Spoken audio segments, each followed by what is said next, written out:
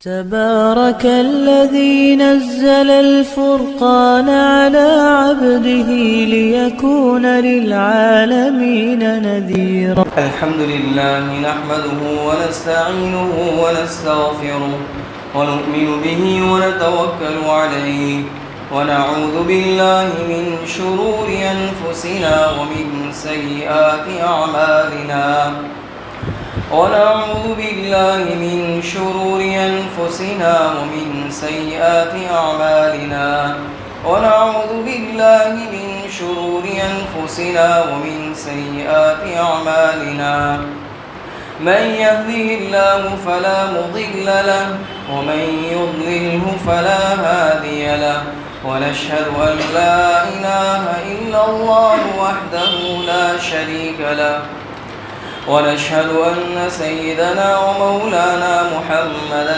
عبده ورسوله صلى الله عليه وعلى آله وأصحابه وبارك وسلم تسليما كثيرا كثيرا. أما بعد فأعوذ بالله من الشيطان الرجيم. بسم الله الرحمن الرحيم. وما كان قولهم إلا أن قالوا ربنا اغفر لنا ذنوبنا وإسرافنا في أمرنا وثبت أقدامنا وانصرنا على القوم الكافرين. فآتاهم الله ثواب الدنيا وحسن ثواب الآخرة والله يحب المحسنين. صدق الله العظيم. محترم بھائیو دوستو، گزشتہ یہ بات بتلائی گئی تھی کہ جتنے بھی انبیاء علیہ السلام آئے اور ان پر جو ایمان لانے والے تھے انہوں نے انبیاء کے ساتھ مل کر دشمن کا مقابلہ کیا اور جو قربانی کی ضرورت تھی وہ قربانی دی، جانی مالی، اور جتنی بھی مصیبتیں آئیں ان کو جھیلا، برداشت کیا. غرض یہ کہ اپنی جان کی بازی تک لگا دی، لیکن وہ کفار کے سامنے ڈٹے رہے، دبے نہیں، انہوں نے گھٹنے نہیں ٹیکے.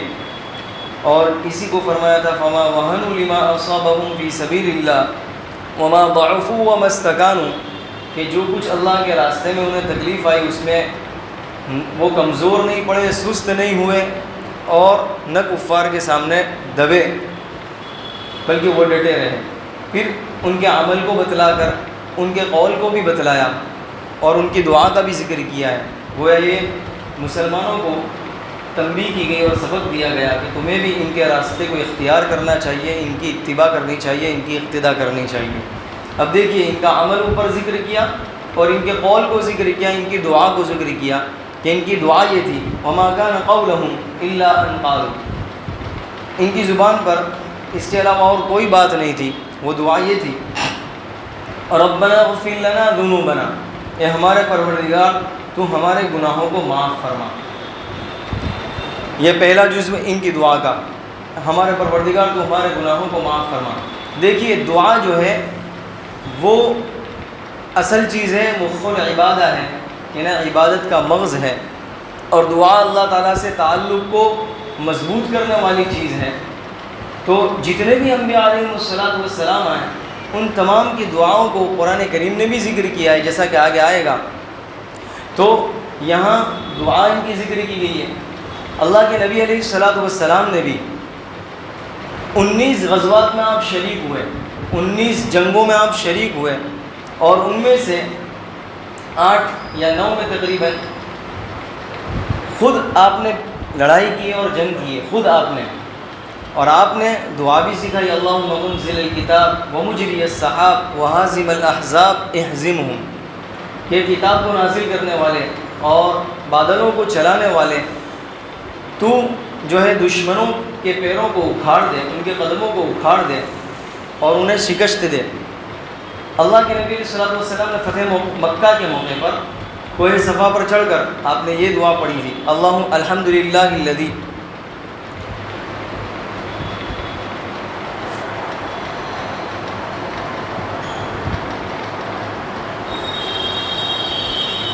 انجز وعدہ، کہ جس نے وعدے کو پورا کیا، تمام تعریف ہے اس اللہ کے لیے جس نے وعدے کو پورا کیا، ونصر عبدہ، اور بندے کی مدد فرمائی، وہزم الاحزاب وحدہ، اور دشمن کو تباہ و برباد کیا، دشمن کو شکست دی۔ تو اللہ کے نبی علیہ السلام نے بھی جنگ کے موقع پر مختلف دعائیں بتلائی ہے، صرف جنگ ہی کے موقع پر نہیں بلکہ آپ نے مختلف مراحل میں بے شمار دعائیں بتلائی ہیں۔ معلوم یہ ہوا کہ دیکھیے دعا بھی ضروری ہے، دوا بھی ضروری ہے۔ جتنے بھی انبیاء علیہ السلام آئے اور جتنے بھی لوگ آئے نیک لوگ اللہ والے، انہوں نے اپنے کام کو بھی انجام دیا، نیکی کا کام ہو، دنیاوی کام ہو، دینی کام ہو، جو کام ہو تمام کام کو انجام دیا، لیکن ساتھ ہی ساتھ دعا کا بھی اہتمام کیا۔ ایسا نہیں کہ صرف دعا، جیسا کہ ہم سمجھتے کہ صرف دعا سے کام ہو جائے گا کہ اے اللہ کفار کو شکست دے دے، اے اللہ وہ یہ بڑے بڑے جو سپر پاور ہیں ان کے گھر کو تہس نہس کر دے، صرف اس طرح دعا کر لی تو کافر ہو جائے گا، ایسا کچھ نہیں ہوگا۔ اگر ایسا ہی ہوتا تو اللہ کے نبی علیہ السلام یہ اتنی ساری جنگیں کیوں کرتے؟ آپ جنگ کیوں کرتے؟ صحابہ کرام جنگ کیوں کرتے؟ جہاد کیوں کرتے؟ اللہ کے نبی علیہ السلام تکلیفیں کیوں برداشت کرتے؟ دندان مبارک آپ کے شہید ہوئے، آپ کا چہرہ زخمی ہوا، آپ کے پیر زخمی ہوئے، تو یہ ساری چیزیں جو آپ نے کی تو یہ ساری صرف دعا سے نمٹ جاتا، اس لیے کہ اللہ کے نبی کی دعا سے بڑھ کر تو کس کی دعا ہو سکتی ہے؟ صرف اور صرف دعا سے کام چل سکتا تھا تو وہ صرف نبی علیہ السلام ہی کا چل سکتا تھا، تو صرف باہر نکلنے کی ضرورت نہیں تھی، بس سب ایسے ہی ایمان لے آتے۔ لیکن نہیں، صرف دعا سے کام نہیں چلتا تو صرف ایک ہی کا ہو سکتا تھا۔ معلوم ہوا کہ اللہ کے نبی نے بتلا دیا کہ دعا بھی ضروری ہے اور دوا بھی ضروری ہے، دونوں کام ملیں گے تو کام بنے گی بات۔ لیکن آج ہمارا حال یہ ہے کہ دنیا کے معاملے میں دعا کی کوئی ضرورت نہیں، اور دینی معاملے میں مثال کے طور پر دنیا کا معاملہ لے لو تو ہر آدمی اپنے اوپر بھروسہ کرتا ہے کہ میں نے دکان کھول لی، میں نے یہ کر لیا، مجھے میری عقل پر بھروسہ ہے، ایسا تو ہو کر رہے گا، یہاں دعا کی کوئی ضرورت محسوس نہیں ہوتی۔ اور دین کا معاملہ ایسا ہے کہ اگر کہا جائے کہ یہ کام کرنا ہے، نیک کام کرنا ہے، تم دعا کرو نا، بس اللہ توفیق دے دے۔ دنیا کے معاملے میں تو دعا کے لیے نہیں کہتے، تو وہاں کیوں ایسا نہیں ہوتا؟ وہاں انسان کیوں نہیں کہتا دعا کر لو بس اللہ تعالیٰ میرے گھر میں پہنچا دے، جبریل آ کر دے دے، ایسا نہیں ہوتا۔ نہیں، وہاں انسان دنیا کے لیے محنت مشقت کرتا ہے، اور دین کے معاملے میں صرف زبان سے اتنا کہہ دینا دعا کرو بس۔ معلوم ہوا کہ صرف دعا سے کام چلتا نہیں ہے بلکہ ساتھ میں عمل بھی کرنا ہوگا، یہ دونوں چیزیں چلے گی تب جا کر کام چلے گا، اور پھر جا کے کامیابی ملے گی اور اللہ کی مدد اور نصرت آئے گی۔ تو ہر کام میں دعا ضروری اور پھر عمل، یہ ہر کام میں ہونا چاہیے، یہاں تک کہ ایسا معاملہ ہو جانا چاہیے چھوٹی چیز ہو فوراً اللہ تعالیٰ سے دعا کر لینی چاہیے۔ مثال کے طور پر راستے میں ٹرافک ہے، اب ٹرافک ہے، پھنسے ہوئے ہیں ٹرافک میں، فوراً اللہ تعالیٰ کی طرف رجوع کر کے اللہ تعالیٰ اس ٹرافک کو دور کر دے، میرے لیے راستہ آسان کر دے، میں جلدی سے جلدی مجھے فلاں جگہ پہنچنا ہے اور یہ دیر ہو جائے گی، مجھے جلدی سے پہنچنا ہے، یہ ٹرافک کو آسان کر دے فوراً، یعنی چھوٹا سے چھوٹا معاملہ ہو فوراً اللہ کی طرف توجہ ہونی چاہیے یہ چیز۔ تو ان لوگوں کا ایک عمل جو ذکر کیا کہ صرف ان لوگوں نے کام نہیں کیا اور اپنی طاقت اور بہادری پر ناز نہیں تھا، بلکہ انہوں نے میدان میں اترے اور میدان میں اتر کر انہوں نے دوسرا جو کام کیا وہ دعا کا اہتمام۔ اللہ کے نبی نے بھی دعا کا اہتمام کیا تھا، تو ہمیں بھی یہی چاہیے کہ ہر کام میں دعا کا اہتمام ہونا چاہیے۔ اور ربنا اغفر لنا ذنوبنا، تو فرمایا کہ اے اللہ تو ہمارے گناہوں کو معاف فرما دے، ہم سے جو کوتاہیاں ہو گئی، جو غلطیاں ہو گئی اس سے درگزر فرما۔ دوسرا جزو اس دعا کا وَإِسْرَافَنَا فِي أَمْرِنَا، اور ہمارے جو معاملے ہیں اس میں ہم سے جو زیادتی ہو گئی اسے بھی معاف فرما۔ دیکھیے دونوں الگ الگ چیزیں، ایک یہ ہے کہ ربنا اغفر لنا ذنوبنا، ہم سے جو پہلے جو کوتاہیاں ہو گئی، جو ہم سے نافرمانیاں ہو گئی، جو کچھ بھی اس سے درگزر فرما۔ اور دوسرا جو جزو ہے کہ ہم جو ابھی مثال کے طور پر میدان جہاد میں ہیں، اب یہاں ہم سے جو کوتاہی ہو گئی، ہم سے جو یہاں زیادتی ہو گئی، حد تجاوزی ہو گئی، جس چیز کا تو نے حکم دیا تھا اس کو بجا لانے میں کمزوری آ گئی، اس میں بھی ہم سے درگزر فرما۔ وَإِسْرَافَنَا فِي أَمْرِنَا، یہ جو عمل ہو رہا ہے اس میں ہم سے کوتاہی ہوئی اس میں بھی ہمیں معاف فرما۔ تیسرا جزو وَثَبِّتْ أَقْدَامَنَا، اور ہمارے قدموں کو جما دے۔ ظاہر ہے کہیں ایسا نہ ہو کہ ہم کفار سے دب جائیں، ان کی طرف سے جو مصیبت آ رہی ہے، تکلیفیں آ رہی ہے، پریشانیاں آ رہی ہے، جانی اور مالی، یہ جتنی بھی تکلیفیں پریشانیاں دشمن کی طرف سے آ رہی ہے، کہیں ایسا نہ ہو کہ ہم دب جائیں اور ہمارے قدم جو ہے ڈامکڈول ہو جائیں، کمزور پڑ جائیں، ایسا نہ ہو۔ وثبت قدامنا، ہمارے قدموں کو جما دے، ثابت قدم رکھ دے۔ وانصرنا علی القوم الکافرین، اور کافروں کے مقابلے میں ہماری مدد فرما، اس لیے کہ کفار کا مشن الگ ہے، ان کا مقصد الگ ہے اور ہمارا مقصد الگ ہے۔ وہ کفر شرک کو پھیلانا چاہتے ہیں اور تیری نافرمانی کو عروج دینا چاہتے ہیں، اور ہم جو ہے تیرے کلمے کو بلند کرنا چاہتے ہیں، تیری اطاعت اور فرمانبرداری کو پھیلانا چاہتے ہیں اور ایمان کو عام کرنا چاہتے ہیں۔ تو دونوں کے مقاصد میں الگ الگ ہیں۔ وہ کفر کو عام کرنا چاہتے ہیں، اس لیے ان کے مقابلے میں ہماری مدد اور نصرت فرما۔ یہ 4 جزو ہیں اس دعا کے جو یہاں پر ذکر کیے گئے ہیں۔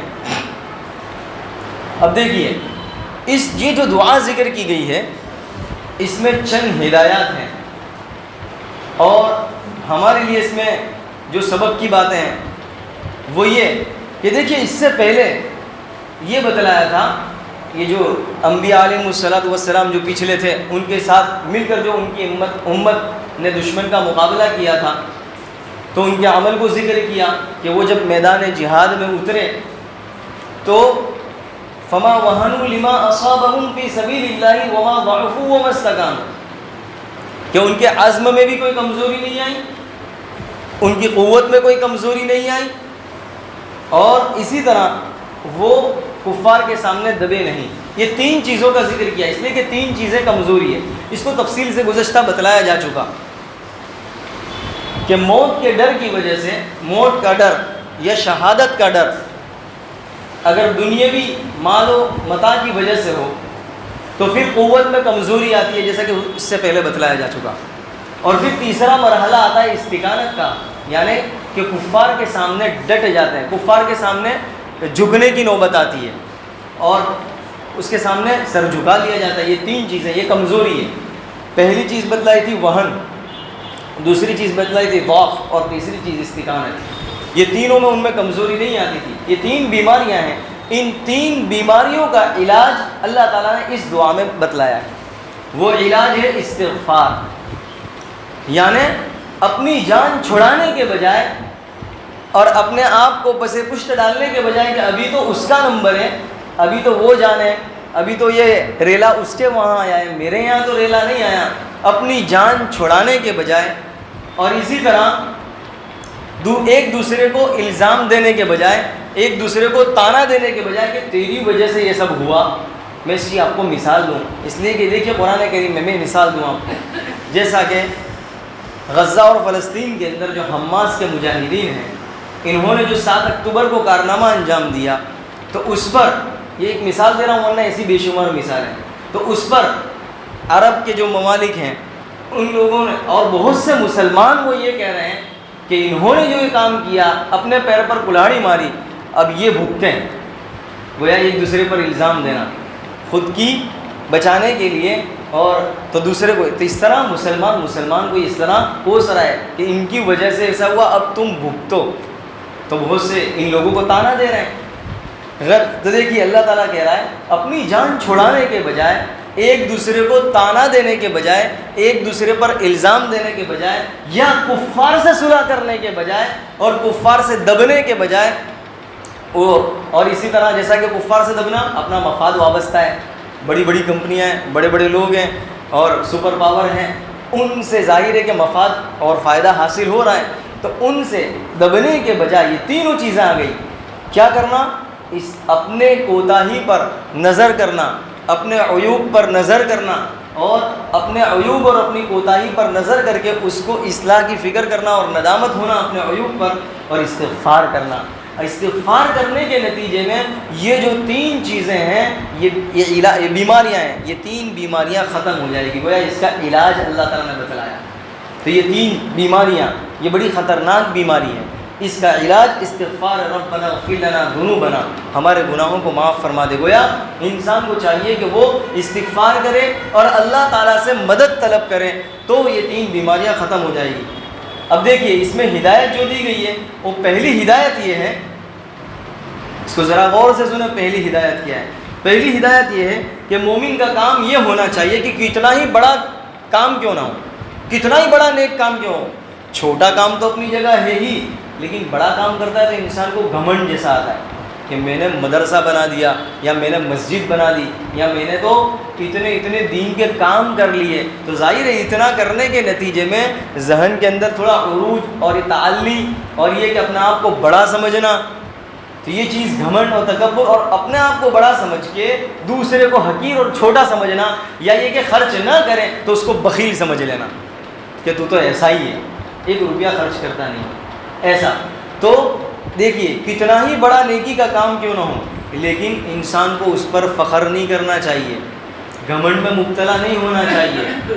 اس لیے کہ یہ جو نیکی اس کا کام کر رہا ہے، چاہے نماز ہو یا روزہ ہو، جو بھی ہو، صدقہ و خیرات، یہ جو کچھ بھی کر رہا ہے یہ اللہ کے فضل اور کرم کا اور اس کے احسان کا نتیجہ ہے.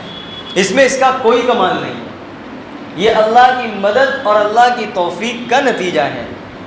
تو یہ جتنی بھی چیزیں کر رہا ہے انسان، نیکی کے کام انجام دے رہا ہے، اس پر فخر نہیں بلکہ اس پر اللہ کا احسان اور اللہ کا فضل سمجھنا چاہیے، اور اس پر ایسا نہیں کہ دوسرے کو وہ حقیر سمجھے، جیسا کہ آج کل ایسا ہی ہو رہا ہے کہ انسان نیکی کا کام کرتا ہے اور دوسرا نہیں کرتا، وہ نماز پڑھتا ہے دوسرا نہیں پڑھتا، یہ صدقہ و خیرات کرتا ہے دوسرا نہیں کرتا، تو وہ دوسرے کو ہمیشہ حقیر سمجھتا ہے، چھوٹا سمجھتا ہے اور اپنے آپ کو بڑا سمجھتا ہے. یاد رکھنا چاہیے کہ وہ اس میں اس کا کوئی کمال نہیں ہے، کوئی کمال نہیں ہے، بلکہ کمال اللہ تعالیٰ نے اسے توفیق دی تو کیا، ورنہ یہ بھی اس سے آگے نکل سکتا تھا گناہ نافرمانی میں.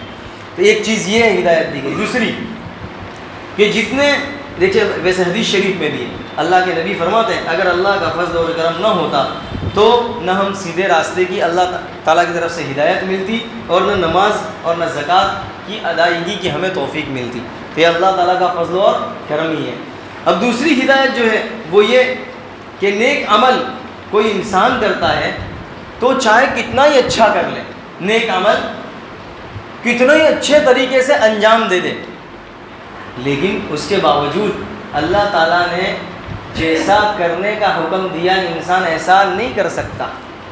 ظاہر ہے اللہ تعالیٰ نے کہا نماز، مثال کے طور پر نماز ادا کرو. اب انسان جتنی بھی اچھی سے اچھی نماز پڑھ لے لیکن پھر بھی اس میں تو غلطی ہے، یہ کہ کوتاہی، ایسی نماز نہیں پڑھ سکتا جیسی اللہ تعالیٰ کو مطلوب ہے. ظاہر ہے تو جیسا بھی نیک عمل کر لے لیکن اس میں کوتاہی تو ہو ہی جاتی ہے. ایسا ممکن ہی نہیں ہے کہ ایسا عمل کر لے جیسا اللہ تعالیٰ کو پسند ہے، تو ایسا بس میں نہیں ہے انسان کے. اس لیے جو عمل کیا ہے اس میں جو کوتاہیاں ہوئی ہیں اس میں استغفار کرنا چاہیے. اسی لیے نماز کے بعد کیا کہتے ہیں؟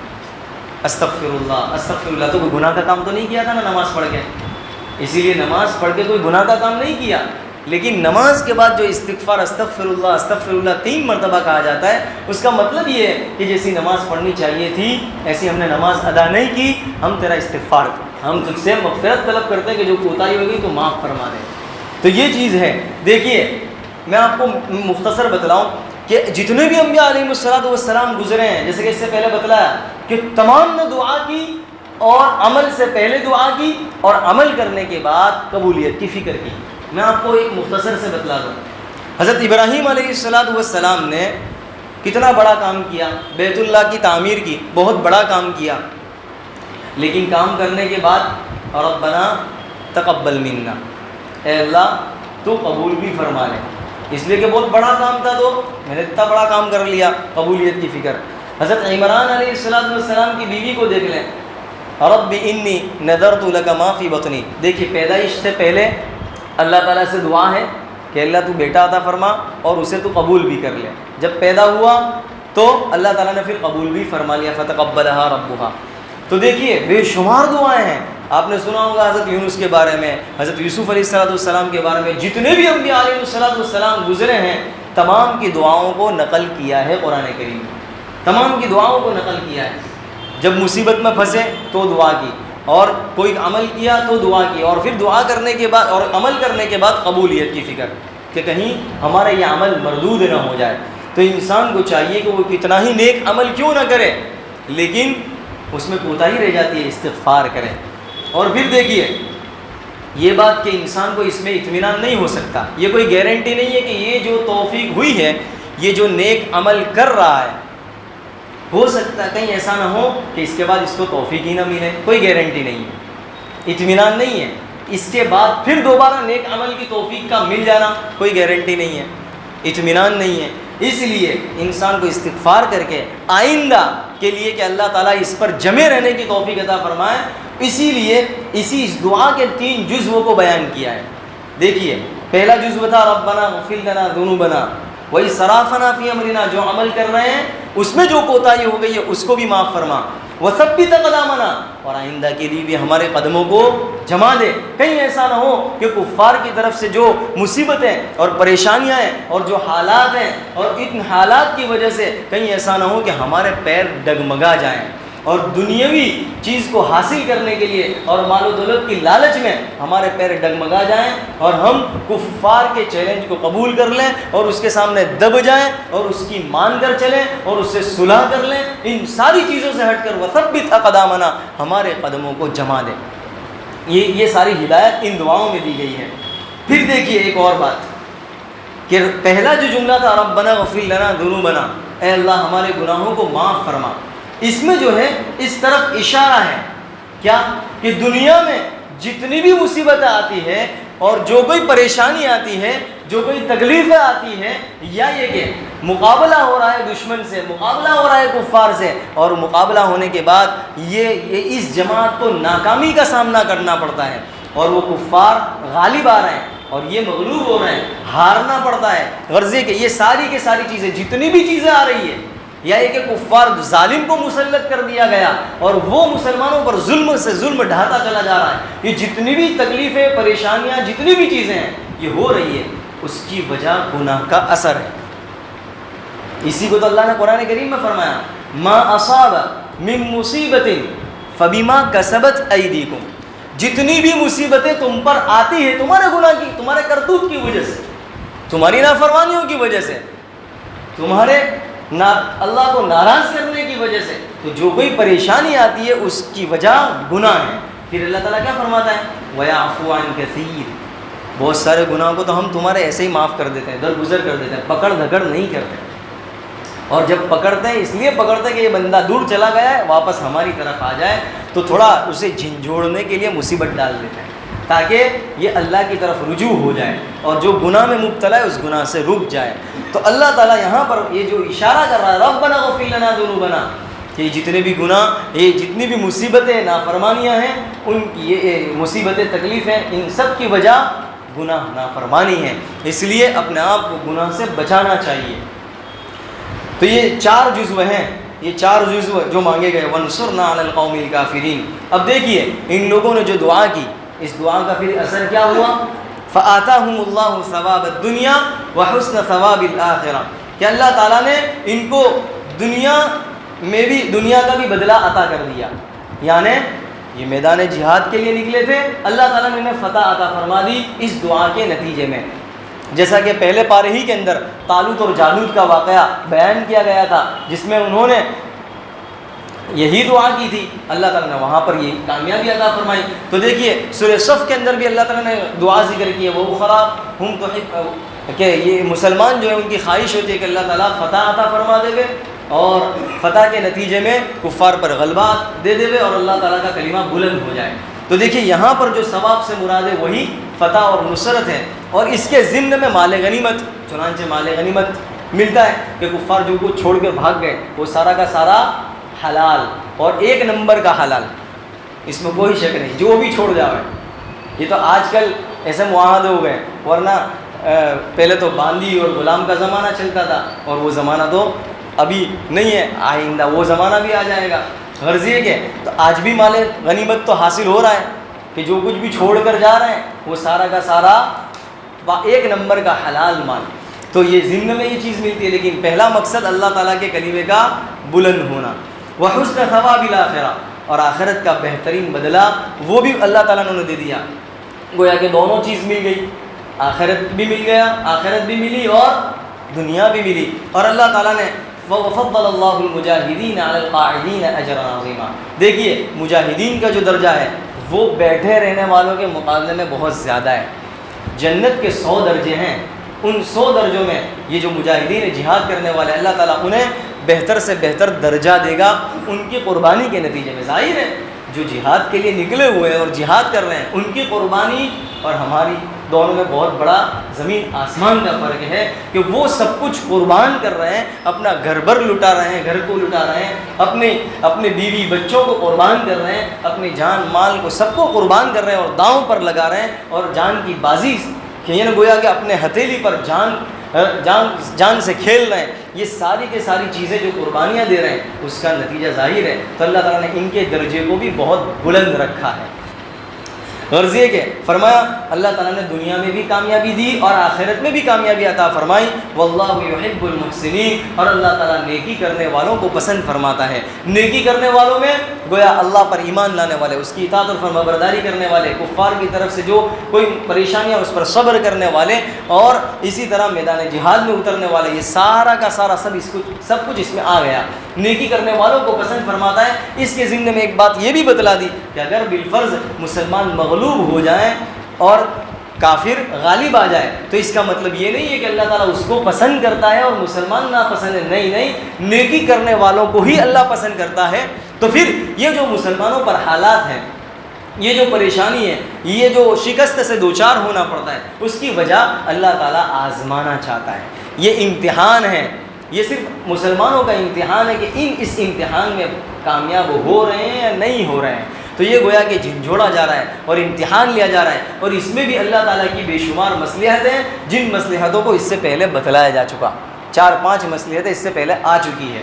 غرض یہ کہ اللہ تعالیٰ فرماتا ہے واللہ یحب المحسنین۔ اب دیکھیے ان لوگوں کی دعا قبول ہوئی تو کیا ہماری دعا قبول نہیں ہو سکتی؟ ہر ایک کی دعا قبول ہو سکتی ہے۔ ہر ایک کو چاہیے کہ وہ دنیا کمانے کے لیے نکلے تو 2 رکعت نماز پڑھ کے نکلے، مانگ کر نکلے، دو منٹ نکالے اللہ تعالیٰ کے لیے۔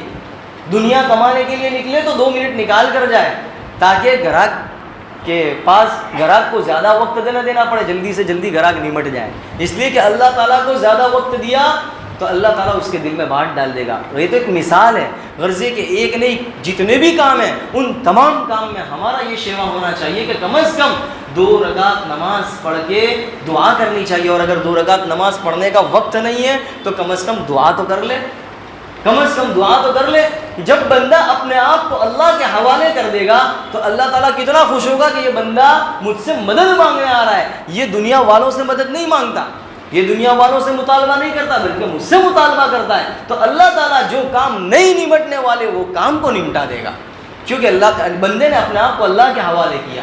لیکن جب بندہ اپنے آپ کو اللہ کے حوالے نہیں کرتا اور اپنی عقل پر گھمنڈ اور فخر کرتا ہے اور غرور میں مبتلا ہوتا ہے اور اللہ تعالیٰ سے مدد طلب نہیں کرتا، تو اللہ تعالیٰ کو ایسے بندے سے بڑا ناپسند ہے، اور اللہ تعالیٰ ایسے بندے کو پسند نہیں کرتا۔ تو پھر اللہ تعالیٰ کیا کرتا ہے؟ اس کی ذات کو اس کے حوالے کر دیتا ہے کہ جا تو کر لے، اب میں بھی دیکھتا ہوں تو کیا کر سکتا ہے۔ ظاہر ہے ہونا تو وہی ہے جو اللہ ہی چاہے گا۔ تو پھر یہ انسان اور مزید تکلیف اور پریشانی کا شکار ہوتا ہے۔ میں آپ کو ایک واقعہ سناؤں، ایسا نہیں ہے کہ صرف اللہ والوں کی دعا قبول ہوتی ہے، یہ سب دل میں سے نکال رہے ہیں۔ اللہ تعالیٰ تو جیسا بھی کمینہ قسم کا ہو، یوں سمجھو کہ حرام خور ہو، جیسا بھی ہو، دل کی کیفیت کو اللہ تعالیٰ جانتا ہے۔ جس دل کی کیفیت سے اور جس کڑن اور تڑپ سے بندہ اللہ سے مانگتا ہے، اللہ تعالیٰ اس کو نواز دیتا ہے۔ آپ نے بے شمار واقعہ سنے ہوں گے، زانیوں کے، چوروں کے، ڈاکوؤں کے، وہ بھی تو اللہ کے ولی بن گئے۔ کیا ہوا؟ معلوم ہوا کہ ایسا ضروری نہیں ہے کہ اللہ والوں کی ہی دعا قبول ہوتی ہے، اللہ تعالیٰ سب کی دعاؤں کو سنتا ہے اور اللہ تعالیٰ سب کی دعا کو قبول کرتا ہے۔ میں آپ کو تازہ واقعہ سناؤں کہ دکان پر ایک عورت کپڑا لے گئی اور اچھے خاصے وقت کے بعد، مہینے 2 مہینے جو بھی وقت کے بعد کپڑا لے کر آئی۔ اور میرے یہاں تو ایسا ہے کہ کپڑے بدل تو دیتے، ایکسچینج کر دیتے، ایسا نہیں کرتے، لیکن پھر بھی بول لگانا پڑتا ہے۔ 3-4 دن میں آ جاوے تو کر بھی دیتے، خیر، لیکن پھر بھی اچھا خاصا وقت ہو جائے تو سوچنا پڑتا ہے۔ تو وہ آئی اور کبھی لوگوں نے یہ سوٹ بدلنا ہے، اور وہ میں نے کہا ٹھیک ہے، حالانکہ اچھا خاصا وقت ہو گیا تھا، میں نے کہا ٹھیک ہے بدل دیتا ہوں آپ، حالانکہ میری عادت کے خلاف تھوڑا سنانا تو پڑتا ہی ہے تاکہ کہیں ایسا نہ ہو کہ زیادہ محنت کرا لیں۔ تو وہ پھر اس نے اپنی زبان سے کہا، وہ برقعے والی عورت تھی تو اس نے اپنی زبان سے کہا، میں تو ڈرتے ڈرتے آئی تھی، پتہ نہیں بدل دیں گے نیند بدل دیں گے. اللہ تعالیٰ سے دعا کرتی تھی کہ اللہ تعالیٰ جو ہے وہ سوٹ بھی بدلوا دے ہوئے نا, آسانی سے کام نمٹ جاوے. تو رستے میں دعا کرتے کرتے آتی تھی, ڈرتے ڈرتے آتی تھی, لیکن کام ہو گیا. دیکھیے یہ اللہ اس کی دعا کا اثر تھا. یہ میں آپ کو واقعہ بتلا رہا ہوں, ایک نہیں بے شمار واقعہ ہے, یہ عام لوگوں کے واقعات. تو دیکھو معلوم کیا ہوا, دیکھیے میرے دل میں رتی بھر اس کو کچھ کہا بھی نہیں, ٹھیک ہے بدل دیتا ہوں, ورنہ میری عادت یہ نہیں ہے, میں تو تھوڑا سنانا پڑتا ہے, تو ایسا ہوتا ہے. لیکن دیکھیے بدل دیا سوٹ بغیر کسی کچھ کہے. معلوم یہ ہوا کہ دیکھیے اللہ کی طرف جو کوئی رجوع کرے گا تو اللہ تعالیٰ اس کے لیے راستے کو آسان کر دے گا. یہ میں آپ کو واقعات بے شمار سنا سکتا ہوں, بے شمار, کہ جب کوئی بندہ اللہ کی طرف رجوع کرتا ہے اور اللہ سے مانگتا ہے اور مخلوق سے نہیں مانگتا, تو پھر اللہ تعالیٰ جو ہے مخلوق کو منوا دیتا ہے. آج ہم جو ہے نا 100% مخلوق کو منوانے میں تلے رہتے ہیں, اے بھائی مان جانے, اے بھائی مان جانے, تو وہ اور مان کھاتا ہے, نہیں مانوں گا, اے بھائی مان جانے, نہیں مانوں گا. لیکن کیوں اللہ کو نہیں مناتے؟ کیوں 100% اللہ کو منا لو. 100% جب اللہ کو منا لیا تو اس کا دل تو اللہ کی 2 انگلیوں کے درمیان ہے, وہ فوراً مان جائے گا, اس کو تو منوانا بھی نہیں پڑے گا. لیکن اللہ کو منوانے کے لیے کوئی تیار نہیں ہے, اللہ کو دعا کرنے کے لیے, آوزاری کے لیے کوئی تیار نہیں ہے. تو اسی لیے انسان کو چاہیے یہ شیوا بنا لے. یہاں پر یہ سبق دیا گیا کہ دیکھیے دعا کے ذریعے بہت سارا کام ہو جاتا ہے. غزوہ بدر کے اندر آپ دیکھ لیں, اللہ کے نبی علیہ الصلوۃ والسلام پوری رات دعا کرتے رہے, پوری رات. 313 تھے, اللہ کے نبی گڑ گڑا کر آوزاری کرتے رہے. حضرت ابوبکر صدیق رضی اللہ تعالیٰ عنہ کو ترس آ گیا کہ اللہ کے نبی بس, اللہ کے نبی بس, اللہ نے سن لی. اب ان کو بھی ترس آ گیا, اور اللہ کے نبی کیا کہہ رہے تھے, اگر تو نے کامیاب نہیں کیا تو پھر آج کے بعد تیرا نام لینے والا کوئی نہیں رہے گا. دیکھیے یہ دعا کا اثر تھا, تو پھر فرشتے بھی تو نازل ہوئے. یہ دعا کا اثر تھا کہ 313 پر یہ سب بھاری ہو گئے, ان ہزاروں پر یہ 313 بھاری ہو گئے. یہ ایک نہیں ہے, بے شمار. آپ دیکھ لیں, اس سے پہلے بھی واقعات سنائے جا چکے, بتلائے جا چکے. معلوم یہ ہوا کہ دعا سے تقدیریں بدلی جا سکتی ہے, دعا سے سب کچھ بدلا جا سکتا ہے. صرف دعا نہیں, پھر یہ بھی یاد رکھیں, صرف دعا نہیں, یہ پھر واپس دوبارہ عمل بھی کرنا ہے, دعا بھی کرنی ہے. نہ صرف عمل نہ صرف دعا, یہ دونوں جب تار لگیں گے, 2 تار ہوتے ہیں, جب 2 تار لگتے ہیں تب جا کر بجلی اور روشنی ہوتی ہے. ایک تار سے کام نہیں چلتا. جو لائٹ کرنے والے ان سے بھی پوچھ لو, ایک نیگیٹو ایک پازیٹیو, ایسے 2 تار سے ہی کام چلتا ہے. یہ دعا والا ایک تار ہے اور عمل والا دوسرا تار ہے. جب یہ 2 کام لگتے ہیں تو ہی کام بنتا ہے. جیسے کہ ایک آدمی آیا, بچے کی دعا کر دو, بچے کے لیے دعا کر دو, ٹھیک ہے. ایک بزرگ تھے, ان کی دعا مشہور تھی کہ وہ دعا کرتے بچہ, یعنی سمجھو کہ دعا قبول ہو ہی جاتی ہے.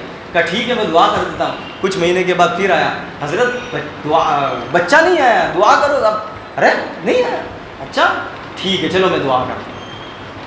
وہ دعا کی, تو پھر دعا کے بعد پھر آیا, حضرت اچھا بیوی بچہ نہیں ہوا, ٹھیک ہے ایک کام کرو, آپ اپنی بیوی کو بھی لے کر آنا, میں دونوں کو دیکھ کر ایک عمل دوں گا. اور پھر کہا حضرت میری تو بیوی نہیں ہے.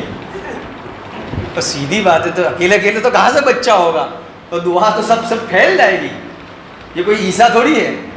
تو ایسا ہے. تو یہاں پر بس بات یہی ہے کہ عمل بھی, یہ تو ایک مثال تھی, تو انسان کو عمل بھی کرنا ہے اور عمل کے ساتھ ساتھ دعا بھی کرنی ہے, تو جا کر کام ہوگا. غرض کہ یہاں پر یہی سبق دیا گیا ہے. اللہ تعالیٰ مجھے اور آپ کو عمل کی توفیق عطا فرمائے. وآخر دعوانا الحمدللہ رب العالمین. سبحانک اللہم وبحمدک وتبارک اسمک وتعالی جدک ولا الہ غیرک. اللہم صل علی محمد وعلی آل محمد کما صلیت علی ابراہیم وعلی آل ابراہیم انک حمید مجید. اے اللہ ہمارے گناہوں کو معاف فرما, خطاؤں سے درگزر فرما. اے اللہ یقیناً ہم گنہگار ہیں, خطا کار ہیں. اے اللہ ہماری زندگیاں گناہوں سے بھری پڑی ہے. اے اللہ ہم نے تجھے بہت ناراض کیا. اے اللہ زندگی تجھے ناراض کرنے ہی میں گزار دی. اے اللہ ہم دنیا کے دھوکے میں پھنسے رہے. اے اللہ تجھے ناراض کرتے رہے, لوگوں کو مناتے رہے, لوگوں کو خوش کرتے رہے. اے اللہ مزید ہم ذلت و خواری کے شکار ہوتے چلے گئے, مزید ہم ناکامی کے اے اللہ دلدل میں پھنستے چلے گئے. اے اللہ ہمیں تجھے منانے والا بنا دے. اے اللہ ہمیں تیری طرف رجوع کرنے والا بنا دے. اے اللہ تیری فرما برداری کرنے والا بنا دے, تجھے راضی کر کے زندگی گزارنے والا بنا دے. اے اللہ یقیناً اے اللہ تو نے جو کہا وہ ہو کر ہی رہے گا. تو نے کہہ دیا کہ دنیا دھوکے کی جگہ ہے. اے اللہ اگرچہ ہم اسے دھوکہ نہ مانیں لیکن دھوکے کی جگہ اے اللہ دھوکے ہی کی رہ سکتی ہے. اے اللہ ہمیں دھوکے سے نکال کر اے اللہ تیری ذات کا اے اللہ یقین ہمارے دلوں میں پیدا فرما دے. اے اللہ تیرا یقین ہمارے قلوب میں پیوستہ فرما دے. اے اللہ تیری ذات سے ہونے کا یقین ہمارے قلوب میں پیوستہ فرما دے. اے اللہ تیری مان کر زندگی گزارنے والا بنا دے. اے اللہ تیری مرضیات پر چلا کر نامرضیات سے ہماری پوری حفاظت فرما. اے اللہ اس پرفتن دور میں ہماری ایمان کی حفاظت فرما. اے اللہ ہمارے ایمان کی حفاظت فرما. اے اللہ ہماری جان کی، مال کی، عزت کی، آبرو کی، کھیتی باڑی کی، ہر چیز کی حفاظت فرما. اے اللہ تیرے نبی علیہ السلام کا امتی جہاں کہیں اے اللہ جس کونے میں ہے اے اللہ اس کے ایمان کی، اے اللہ اس کی عزت کی، آبرو کی، اے اللہ گھر بار کی، ہر چیز کی پوری حفاظت فرما. اے اللہ ہر چیز کی حفاظت فرما. اے اللہ غزہ اور فلسطین کے مسلمانوں کی حفاظت فرما. اے اللہ یقیناً ان کے اے اللہ بڑی آزمائش کے دور سے چل رہے ہیں. اے اللہ یقیناً وہ اس آزمائش میں کامیاب ہو گئے. اے اللہ اس آزمائش سے انہیں نکال دے. اے اللہ اس پریشانی سے نکال کر راحت اور چین سکون کی زندگی عطا فرما دے. اے اللہ جنگ بندی کے فیصلے فرما دے. اے اللہ جنگ بندی کے فیصلے فرما دے. اے اللہ مختلف ممالک میں اے اللہ ہندوستان میں بھی مختلف علاقوں میں جہاں کہیں مسلمان پریشانی کے شکار ہیں اے اللہ پریشانی سے نکال دے. اے اللہ جو کچھ نقصان ہوا اے اللہ اس کی تلافی کی شکلیں پیدا فرما دے. اس کی تلافی کی بہترین شکلیں پیدا فرما دے. اے اللہ کسی کو کسی کا محتاج اور دستنگر نہ بنا. اے اللہ صرف اور صرف تو ہمیں اپنا محتاج اور دستنگر بنا، کسی کا محتاج نہ بنا. اے اللہ ہمیں صرف اور صرف تجھ ہی سے مانگنے والا بنا. اے اللہ تیرے سامنے جھکنے والا بنا. اے اللہ کسی کے سامنے جھکنے والا نہ بنا، کسی کے سامنے دبنے والا نہ بنا. اے اللہ صرف اور صرف تجھ ہی سے مانگنے والا، تجھ ہی سے جھکنے والا، تیرے سامنے ماتھا ٹیکنے والا بنا. اے اللہ جو کچھ مانگا عطا فرما، جو مانگنے سے رہ گیا اپنی شان عطا فرما. اے اللہ یہاں موجود تیرے بندوں اور بندیوں میں سے جس کی جو نیک اور جائز مرادیں جس کو تو خوب جانتا ہے اے اللہ ان کی نیک اور جائز مرادوں کو اپنے خزانہ غیب سے پورا فرما دے. ربنا تقبل منا انك انت السميع العليم وتب علينا انك انت التواب الرحيم وصلى الله على النبي الكريم. سبحان ربك رب العزة عما يصفون وسلام على المرسلين والحمد لله رب العالمين برحمتك يا ارحم الراحمين.